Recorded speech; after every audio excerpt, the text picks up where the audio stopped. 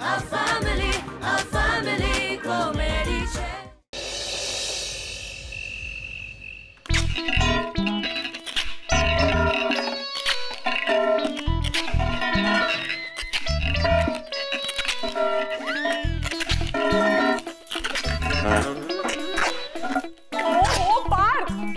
અડધી રાત્રે તું શું કરી રહ્યો છે?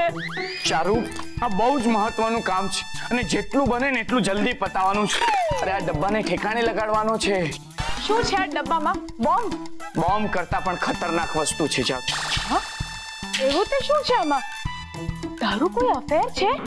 એના પ્રૂફ છે આમાં? ચારુ, મને મારી પત્નીને પ્રેમ કરવાનો સમય નથી મળતો તો હું અફેર ક્યાંથી કરવાનો? તારી પત્નીને તો સુવાનો પણ મોકો નથી મળતો.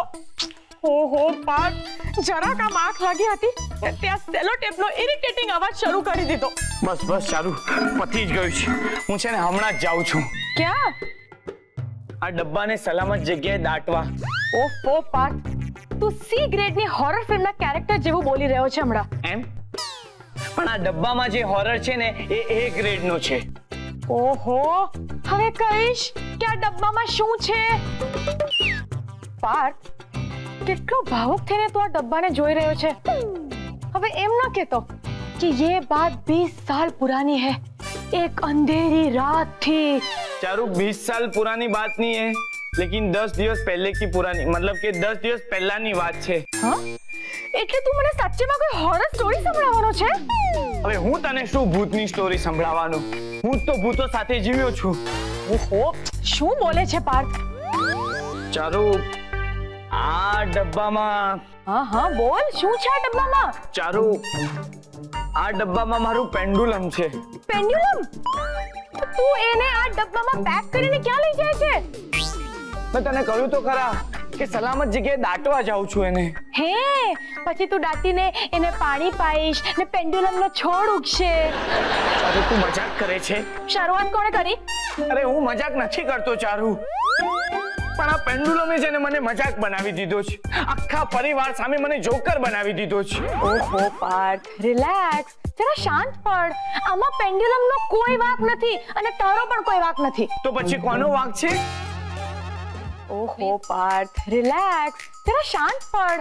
આમાં પેન્ડ્યુલમનો કોઈ વાંક નથી અને તારો પણ કોઈ વાંક નથી. તો પછી કોનો વાંક છે? કોઈનો નહીં. લે, કોઈનો વાંક ન હોય તો પછી આટલા બધા પ્રોબ્લેમ કેમ થયા? જો ચારુ, હું છે ને આ પ્રોબ્લેમ થી છુટકારો મેળવવા માંગુ છું અને તું મને રોકે છે શું કામ? જો પાર્થ, પહેલી વાત તો એ કે તે પ્રયોગ કર્યો હતો એમાં તારો કોઈ વાંક નહોતો અને જે કોઈ પણ પ્રોબ્લેમ્સ થયા છે ને એમાં તારે કોઈનો વાંક કાઢવો જ હોય તેમાં દિશાનો વાંક હતો. જો ચારુ, તારી અને દિશાની અંદરની જે દુશ્મની છે ને એ અહીંયા નહીં લાવ. મને એમ કે જો મેં પેન્ડુલમ જ ન બનાવ્યું હોત તો દિશા શું કરત? બોલ. અરે વાહ, તું એમ કેમ નથી કહેતો કે દિશાએ જે કંઈ પણ કર્યું એણે ન કર્યું હોત તો સારું થાત? એનીવેઝ, દિશાએ જે કંઈ પણ કર્યું એ મુદ્દો તો છે જ નહીં હમણાં ને અત્યારે મારે એ વિશે કોઈ વાત નથી કરવી. તે એક પ્રયોગ કર્યો છે, કોઈ ગુનો નથી કર્યો અને કોઈ કારણસર તું આ પ્રયોગમાં ફેલ થઈ ગયો. તેમાં શું થઈ ગયું? મને એક વાત કે પાર્થ, આ દુનિયામાં કયો એવો સાયન્ટિસ્ટ છે જેણે ફર્સ્ટ જ ટાઈમમાં એક પરફેક્ટ શોધ કરી દીધી હોય? તારી વાત તો સાચી છે ચારુ. પ્લીઝ પાર્થ, તું આમ ખોટા ટેન્શન નહીં લે.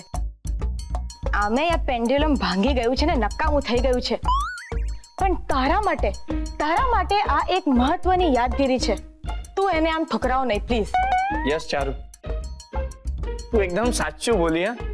આ પેન્ડુલમ છે ને મારા માટે એક માઇલસ્ટોન છે. તો પછી તું આને એક નકામો સ્ટોન સમજીને આ માઇલો દૂર દાટવા જવાનો વિચાર કેમ કરી રહ્યો છે? Yes, thank you. ચારુ, તે ઘણા સમય પછી એક સેન્સિબલ વાત કરી છે. Thank you so much Charu. Welcome Parth. Charu, હવે હું આ પેન્ડુલમને દૂર નહીં કરું પણ ઘરમાં જ કોક સરખી જગ્યાએ મૂકી દઈશ. Very good. હવે હું સૂઈ જાઉં છું. હા, good night. Good night Charu. હવે આ પેન્ડુલમને કાઢી નાખો. હે ભગવાન પાર્થ. ઓ સોરી, ધીરે ધીરે કરું છું. ઓફ,